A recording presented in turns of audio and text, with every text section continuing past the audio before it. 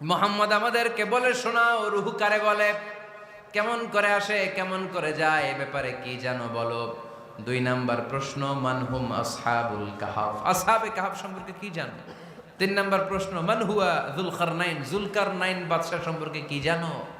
আল্লাহর হাবিব সাল্লাল্লাহু আলাইহি ওয়াসাল্লাম বললেন, গাদান উজিবুকুম, আগামীকাল বলে দেব। কি বললেন? সবাই বলেন উত্তরে কি বললেন?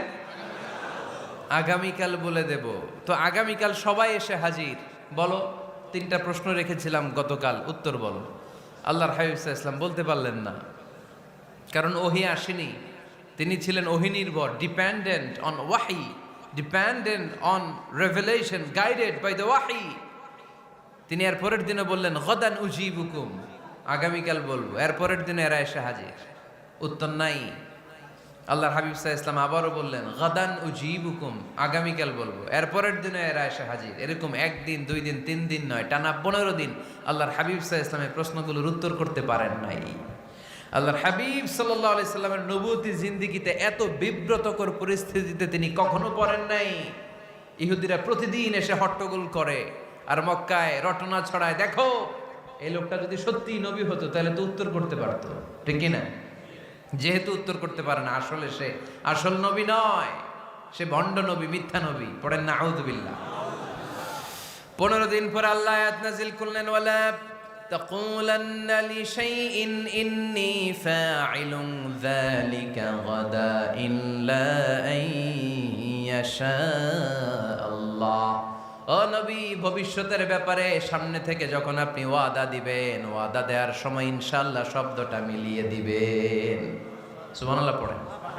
আল্লাহর হাবিব সাল্লাল্লাহু আলাইহি সাল্লামকে শিখানোর মধ্য দিয়ে গোটা উম্মাহকে আল্লাহ শিখাই দিলেন যে ভবিষ্যতের কমিটমেন্ট যখন দিব, প্রমিস যখন দিব, প্রমিস দেওয়ার সময় কি বলবো? কি বলবো? আল্লাহর হাবিব সাল্লাল্লাহু আলাইহি সাল্লাম ইনশাআল্লাহ বলতে ভুলে গিয়েছিলেন। এজন্য 15 দিন, টানা 15 দিন ওহী আসে নাই।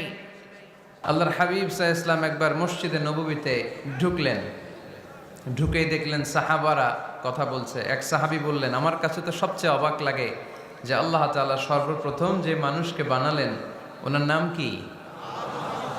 সবাই পড়েন, তুমি মাটির আদমকে প্রথম সৃষ্টি করিয়া ঘোষণা করিয়া দিলে শ্রেষ্ঠ বলিয়া, তাই তো নূরের ফেরেশতা করে আদমকে সেজদা, ঠিক কিনা?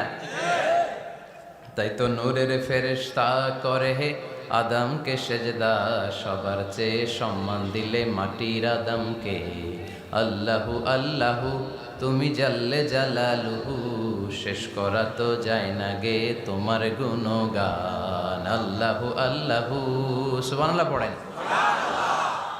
এই সাহাবী বললেন যে আমার কাছে সবচেয়ে অবাক লাগে যে আল্লাহ তাআলা প্রথম মানুষ হিসেবে আদম আলাইহিস সালামকে বানালেন আর ওনাকে উপাধি দিলেন সফিউল্লাহ। আদম আলাইহিস সালামের উপাধি, উত্তর দিতে হবে আওয়াজ করে। আদম আলাইহিস সালামের উপাধি কি ছিল? আল্লাহর হাবিব সাল্লাল্লাহু আলাইহি ওয়াসাল্লাম দূরে দাঁড়িয়ে শুনছেন সাহাবাদের কনভারসেশন। আরেক সাহাবা বললেন, আরে আমার কাছে তো এর চেয়েও বেশি অবাক লাগে যে তিনি মূসা আলাইহিস সালামকে বানিয়েছেন নাজিউল্লাহ। নাজিউল্লাহ, যে আল্লাহর সাথে না যা ইউনাজি, মুনাজাত করে, গোপনে কথা বলে, কালিমুল্লাহ। এইটা অবাক লাগে যে আল্লাহ তাআলা কোনো মিডিয়া ছাড়া, ভায়া ছাড়া, মাধ্যম ছাড়া পৃথিবীর একটা মানুষের সাথে সরাসরি কথা বলবেন। আমার কাছে তো ওনার মর্যাদাটা সবচেয়ে বড় মর্যাদা মনে হয়, উনি নাজিউল্লাহ। আরেক সাহাবা বললেন, আমার কাছে তো এর চেয়েও বেশি অবাক লাগে সাইয়েদনা ইব্রাহিম আলাইহিস সালামের ব্যাপারটা, কারণ ওনাকে আল্লাহ তাআলা বানিয়েছেন খলিলুল্লাহ। তাহলে একজনকে পাওয়া গেল সফিউল্লাহ, আরেক নবীকে পাওয়া গেল কালিমুল্লাহ বা নাজিউল্লাহ, আরেক নবীকে পাওয়া গেল খলিলুল্লাহ।